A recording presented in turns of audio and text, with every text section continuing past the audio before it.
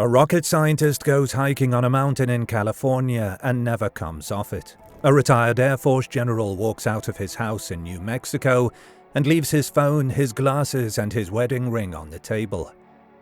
A nuclear propulsion engineer's Tesla burns to the ground on a country road in Alabama, 2 hours from his apartment, where his dog is still waiting for him. That's 3 from the last 12 months in the United States. Now widen the lens. A microbiologist in Miami beaten in a parking lot. A Harvard scientist who vanished off a bridge in Memphis. A Boeing whistleblower dead in his pickup truck the morning he was supposed to testify. Another Boeing whistleblower 2 months later, killed by an infection his family says hit him out of nowhere. A 26-year-old AI researcher in San Francisco, dead in his apartment 3 weeks after the New York Times ran a story about what he was about to expose. These are the names you know, the ones that made headlines, the ones with Wikipedia pages. What about the ones that didn't? How many scientists do you think have died under strange circumstances in this country over the last 25 years? People have been keeping lists, long lists, and the lists keep growing. So what the hell is going on? Tonight we're focused on the recent ones, the ones happening right now. Because in the last 12 months, the FBI has quietly opened an investigation into a cluster of dead and missing American scientists. The President of the United States held a meeting about it. A congressional committee is now involved. The official number is somewhere between 10 and 17, depending on who's counting. But before we get to the conspiracy, and trust me, we're getting there, let's start with 3 people, 3 scientists, 3 different stories, and one mountain in California where a woman went up but never came down. Her name is Monica Reza, 60 years old, 5 feet tall, 101 pounds, but she's been gone for almost a year. Monica wasn't just any scientist. She was the director of the Materials Processing Group at NASA's Jet Propulsion Laboratory in Pasadena, California. JPL is the place that builds the things that go to Mars. The Curiosity rover, Perseverance, the big stuff. And inside JPL, Monica ran a team that worked on the metals, the alloys, that have to survive being on a rocket engine without melting. In the early 2000s, Monica co-invented an alloy called Mondalloy. It's a nickel-based superalloy that does something almost nothing else can do. It doesn't catch fire inside an oxygen-rich rocket engine, which is the kind of thing the US Air Force is very, very interested in, because the United States used to buy rocket engines from Russia.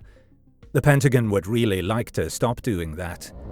Mondalloy is part of how they stop. The Air Force Research Laboratory funded the work. Monica had 3 patents to her name. In 2017, she gave an interview to Space News talking about how Mondalloy was being scaled up for production. She was, by any measure, one of the most important materials scientists working in American aerospace. On the morning of June 22, 2025, she went hiking on Mount Waterman in the Angeles National Forest, just outside Los Angeles. She was with 2 people from her yoga group, a woman and a man. The woman stopped partway up. Monica and the man kept going. What happened next, nobody can explain. According to the man, the 2 of them were running down a steep section of the trail. He was ahead of her. He didn't see her go. At some point he called out and got no answer. He turned around. She was gone. That's the story. That's all of it. Search and rescue went up the mountain. Helicopters, volunteers, tracking dogs. The dogs picked up her scent and followed it. But the scent didn't lead to her. It led to a beanie, a hat believed to be hers, about 600 feet below the trail. And then the scent ended, right there, at the beanie, as if she'd been carried that far and no further. There was no body, no blood, no torn clothing, no signs of an animal attack, just a hat. Within a week, the Los Angeles County Sheriff's Department had transferred her case to the Homicide Bureau's Missing Persons Unit.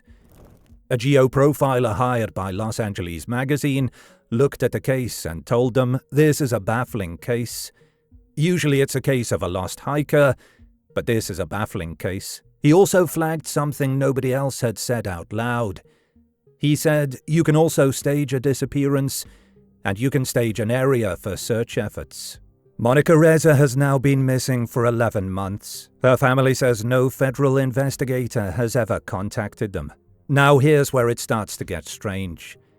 In February of 2026, 8 months after Monica disappeared, a man named William Neal McCasland walked out of his house in Albuquerque, New Mexico. McCasland was a retired Air Force Major General, 68 years old, and not just any general. He had been the 7th commander of the entire Air Force Research Laboratory, the same lab that funded Monica Reza's work on Mondaloy.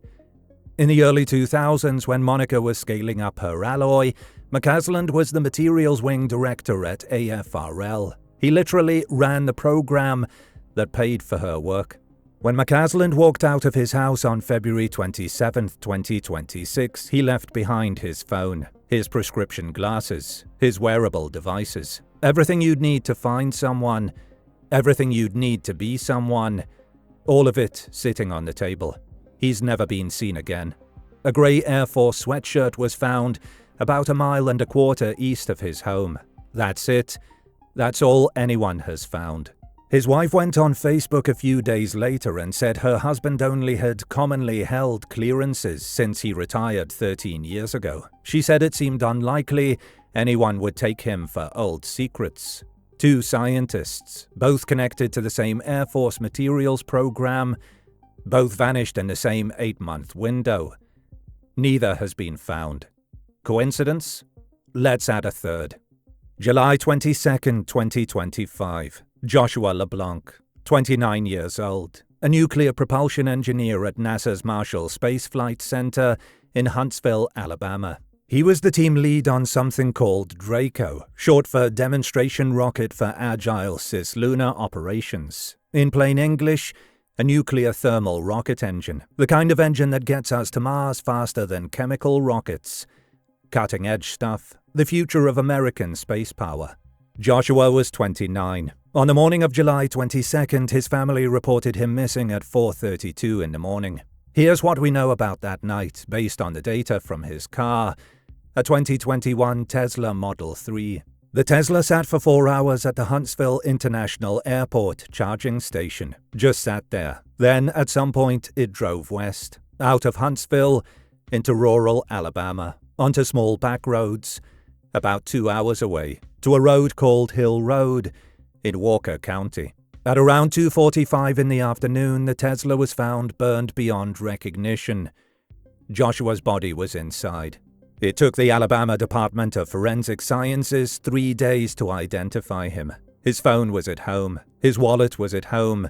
His dog was at home. His cousin posted on Facebook that the family believes he may have been abducted from his apartment. The official ruling: traffic accident.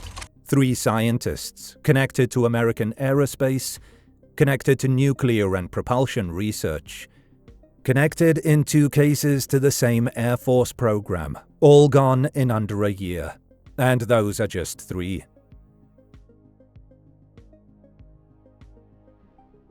Now widen the lens again, because this isn't new. The week after the anthrax attacks of 2001, an American microbiologist named Benito Kerr was found unconscious in a Miami parking lot. Police said stroke.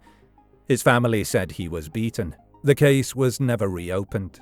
4 days later, Don Wiley, one of the most important microbiologists in the country, a Harvard scientist who studied how the human body fights off Ebola and HIV, disappeared in Memphis after a dinner. His rental car turned up abandoned on a bridge. He was 57, otherwise healthy. A few weeks after that, Robert Schwartz, a DNA sequencing expert in Virginia, was stabbed to death in his own home. Then Stephen Mostow, the man the press called Dr. Flu, died in a small plane crash in Denver. That all happened in roughly 6 weeks. And it kept going. By the time the Globe and Mail ran a story in May 2002, the body count was 11. The headline called it, "A tale only the best conspiracy theorist could dream up." That was 24 years ago. The list has never stopped growing. It could be coincidence, but in 2008, the FBI's anthrax investigation landed on a man named Bruce Evans, a senior biodefense researcher at Fort Derrick. Days before his indictment, he died of an overdose. The FBI closed the case. Officially solved. Privately, almost nobody bought it. Skip ahead to 2024. John Barnett spent his career as a Boeing quality inspector, screaming that the 787 Dreamliner was unsafe. In March 2024, he was 3 days into a deposition against the company. He didn't show up for day 4. They found him in his pickup truck. Gunshot to the head. Officially His lawyer's response: while Boeing may not have pulled the trigger, the company is responsible for his death. 2 months later, another Boeing whistleblower, Joshua Dean, was dead. 45 years old. A fitness fanatic. Never sick. In mid-April, he called his mother with a sore throat. 2 weeks later, his hands and feet were turning black from infection. By the end of the month, he was gone. Then came Sushir Balaji, 26 years old. He helped build ChatGPT. Then he quit OpenAI and went public, accusing the company of stealing copyrighted material to train its AI. The New York Times ran a long piece on him in October 2024. A month later, he was dead in his San Francisco apartment. Single gunshot. Officially His parents don't believe it. Elon Musk, who knew him, posted 3 words: "This doesn't seem like a And those are just the famous ones. The MIT plasma fusion director shot in Boston. The Los Alamos contractor who walked into the desert with a handgun and vanished. The Lockheed scientist. The DARPA researcher. The Navy intel officer scheduled to testify about UFOs. An entire family of NASA-adjacent engineers killed in a plane crash. A Caltech astrophysicist shot on his own porch.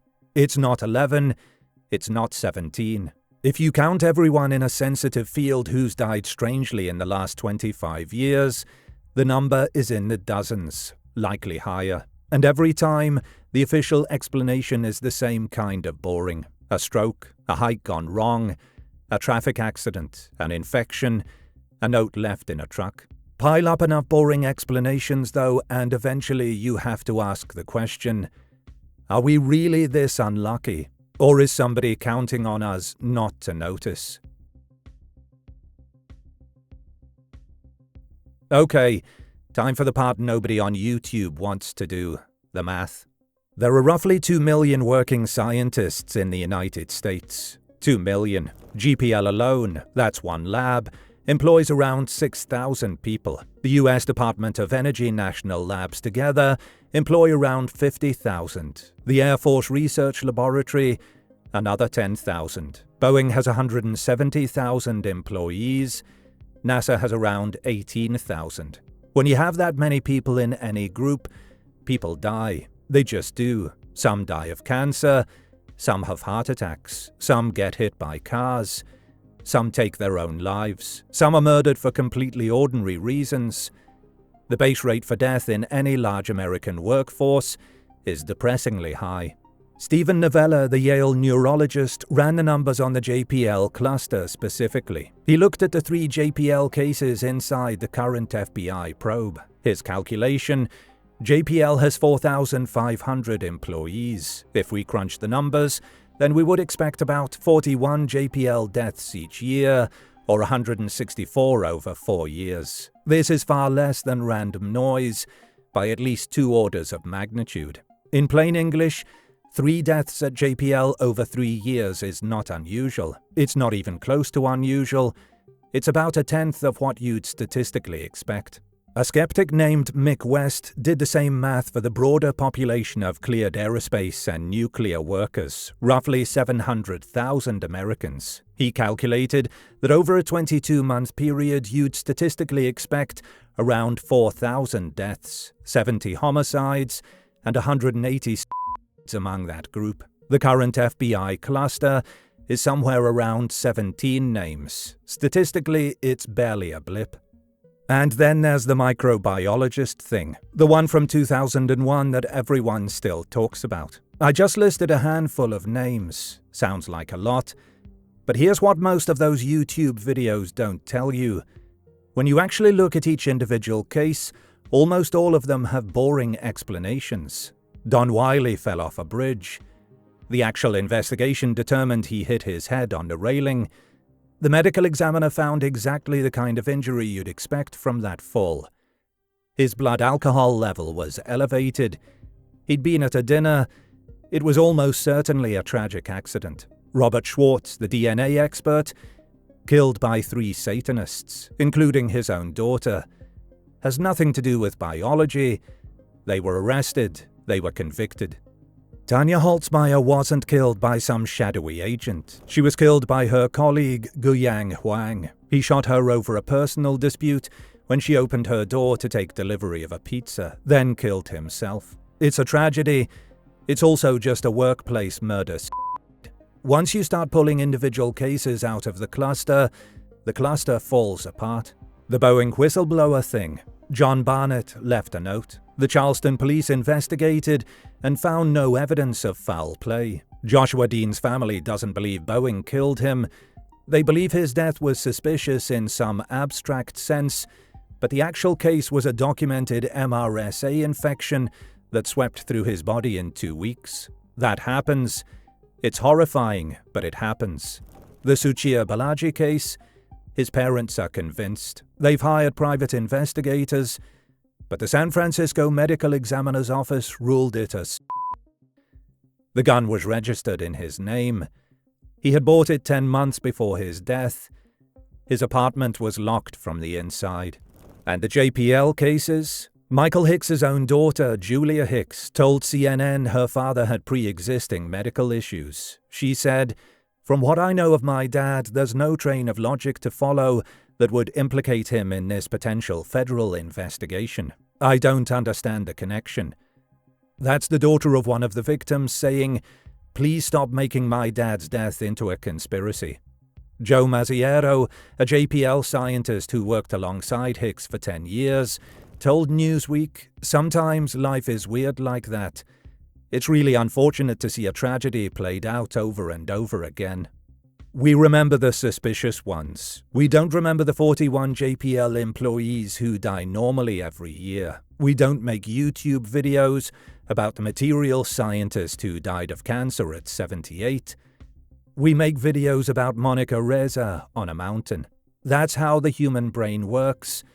It finds patterns, even when there aren't any. So if you're honest, and you have to be honest, the rational answer is probably most of these deaths are individually explicable. Most of them are tragic, but ordinary. The cluster exists because someone counted them as a cluster. That's the rational answer. That's the boring answer. But let's imagine, for a minute, that the rational answer is wrong.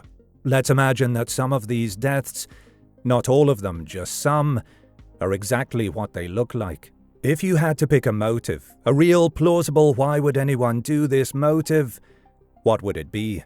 Start with the obvious. State actors. Russia, China, Iran.